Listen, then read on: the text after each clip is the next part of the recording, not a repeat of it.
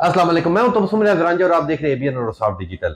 हमारे मुल्क की अगर बात की जाए तो 8 फरवरी को इंतखाबात होने जा रहे हैं और उसकी बड़ी गहमा गहमी शुरू हो चुकी है मुल्क के अंदर। और अक्सर हमारे नुमाइंदगान मुख्तलिफ हलकों के सर्वे करते हैं। तो आज हमारे साथ फिरोज वाला से यानी कि NA 114 से हमारे साथ मकसूद बुखारी साहब मौजूद होंगे। बहुत शुक्रिया मकसूद बुखारी साहब। बुखारी साहब बताइएगा कि अपना अरशद महमूद मंडा साहब जो हमारे तरीके इंसाफ के उम्मीदवार है और नून के हमारे राना तनवीर साहब मौजूद है, तो बताइएगा कि बड़ा कांटेदार मुकाबला देखने को मिलेगा, तो किसकी पोजीशन आपको स्ट्रांग नजर आ रही है? हाँ जी बिल्कुल राजा साहब, अगर मैं आपको बताता चलूँ NA 114 की इलेक्शन मुहिम के हवाले से, तो यहाँ पर अगर नून लीग के कैंडिडेट की बात करें तो नून लीग की तरफ से राना तनवीर हुसैन जो साबका वफाकी वजीर भी रह चुके हैं, इनकी तरफ से 8वीं बार पाकिस्तान मुस्लिम लीग नून के प्लेटफार्म से इलेक्शन लड़ा जा रहा है। 7 बार JAC हल्के से MNA का इलेक्शन जीत चुके हैं और इनके मद्दे मुकाबल जो हैं PTI की तरफ से अली असगर मंडा थे। उनके कागजात नामजदगी मुस्तरद होने के बाद अब उनके भाई हैं अरशद महमूद मंडा जो इस वक्त राणे तनवीर के मुकाबले में इलेक्शन लड़ रहे हैं। तो यहाँ पर इनका कोई कांटेदार मुकाबला दिखाई देता हुए नहीं नज़र आ रहा। यहाँ पर सबसे स्ट्रॉन्ग पार्टी जो है वो इस वक्त पाकिस्तान मुस्लिम लीग दिखाई दे रही है। यहाँ हर गली गली मोहल्ले मोहल्ले में अगर फिरोजवाला की बात करें तो यहाँ पर एक ही नारा दिखाई दे रहा है पाकिस्तान मुस्लिम लीग नून का, और हर जगह जगह पर जलसे मुनक्कद किए जा रहे हैं राना तनवीर हुसैन की तरफ से। और PTI की तरफ से कोई इक्का दुक्का जो है हमें जलसे दिखाई दिए हैं और इक्का दुक्का जो कारने की मीटिंगें दिखाई दी हैं। लेकिन यहाँ पर स्ट्रॉन्ग पोजीशन की बात करें तो इस वक्त पाकिस्तान मुस्लिम लीग नून जो है वो स्ट्रॉन्ग दिखाई देती हुई नज़र आ रही है। जी रोशनी डालिएगा कि राना तनवीर साहब तो हमारे साबका वजीर तालीम भी रह चुके हैं, तो उनके हल्के के बाद बताइएगा कि वहां पे क्या पोजीशन है तरक्याती कामों की? हाँ जी बिल्कुल, मैं आपको यहाँ पर बताता चलूँ राजा साहब कि यहाँ पर राना तनवीर हुसैन जो हैं वो वफाकी वज़ीर दफ़ा भी रह चुके हैं और उसके बाद पिछली हुकूमत में ये वज़ीर तालीम भी रह चुके हैं वफाकी।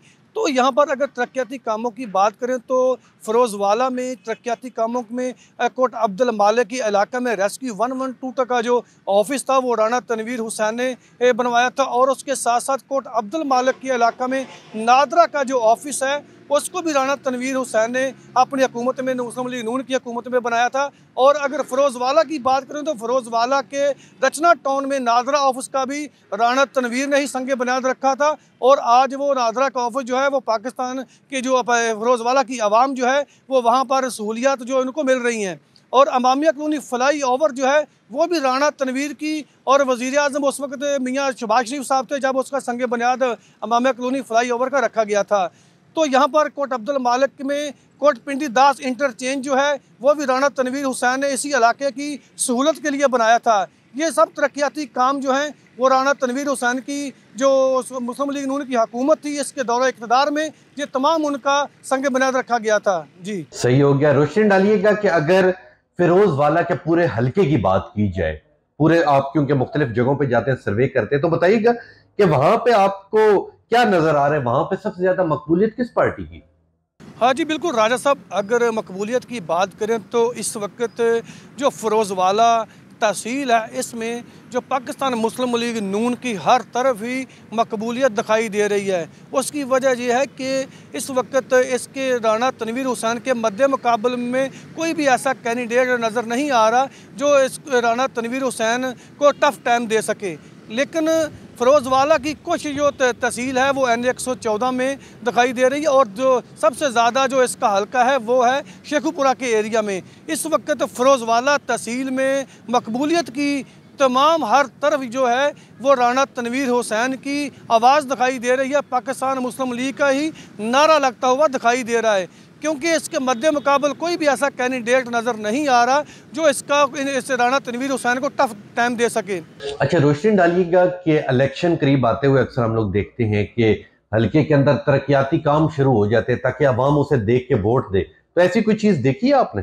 हाँ जी बिल्कुल राजा साहब, इलेक्शन करीब आते ही सबसे पहले जो सियासतदान थे, जो इलेक्शन लड़ने वाले कैंडिडेट थे, वो इलाकों में जो तरक्याती कामों के मंसूबों को शुरू कर देते थे और तरक्याती काम करवाना शुरू कर देते थे, इसलिए कि आवाम को दिखाया जाता था कि आवाम काम देखे और इनको वोट दे। लेकिन इस बार इलेक्शन कमीशन की तरफ से पाबंदी, तरक्याती कामों पर पाबंदी आयद कर दी गई थी कि कोई भी इलेक्शन की मुहिम में जो है वो तरक्याती काम नहीं करवाएगा। और इसके अगर बात करें फ़िरोज़वाला की, तो फ़िरोज़वाला में किसी जगह पर भी कोई तरक्याती काम दिखाई देता हुआ नज़र नहीं आ रहा। जी अच्छा, बताइएगा कि अगर हल्का 114 की बात की जाए फिरोजवाला की, तो मुझे बताइएगा कि वहां पे ज्यादातर मसाइल किन किन चीजों के? हाँ जी बिल्कुल राजा साहब, अगर मसाइल की बात करें तो NA 114 में सबसे बड़े जो मसाइल हैं वो है पीने का साफ़ पानी, और दूसरा जो हमारे जो सीवरेज का निज़ाम जो दरहम बरम है, यहाँ पर जो छोटी पाइपलाइनें डाली गई थी उसकी वजह से यहाँ पर जो पानी है वो गटर जो है वो पानी से भरे रहते हैं और पानी गली मोहल्लों में खड़ा रहता है। और दूसरा जो है वो बच्चों के कॉलेज का मसला है और बच्चियों के कॉलेज का मसला है। तो यहाँ पर सबसे मेन जो ज़रूरत है वो यही है कि बच्चों का स्कूल बनाया जाए और जो सीवरेज का निज़ाम है दरम बरम उसको बहाल किया जाए, और जो पीने का साफ़ पानी है वो आवाम तक मुयस्सर हो। लेकिन ये तमाम जो बुनियादी सहूलियात से ये कोट अब्दुल मालिक, फ़िरोज़वाला की आवाम और NA 114 की आवाम जो है वो इन तमाम सहूलियात से महरूम है। बहुत शुक्रिया मकसूद बुखारी साहब।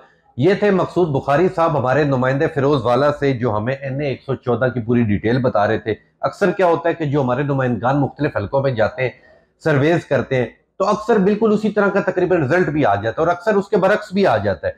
तो इसका फैसला 8 फरवरी को अवाम करेगी कि अवाम किसे हुकूमत में ले जाना चाहती है, किसे हराना चाहती है और किसे अपोजिशन में लेके जाना चाहती है। तो इंशाल्लाह मिलेंगे आपसे अगले प्रोग्राम में, तब तक ये अपने मेजबान तबस्सुम रियाज रांझा को दीजिए इजाजत। अल्लाह ने के बाद।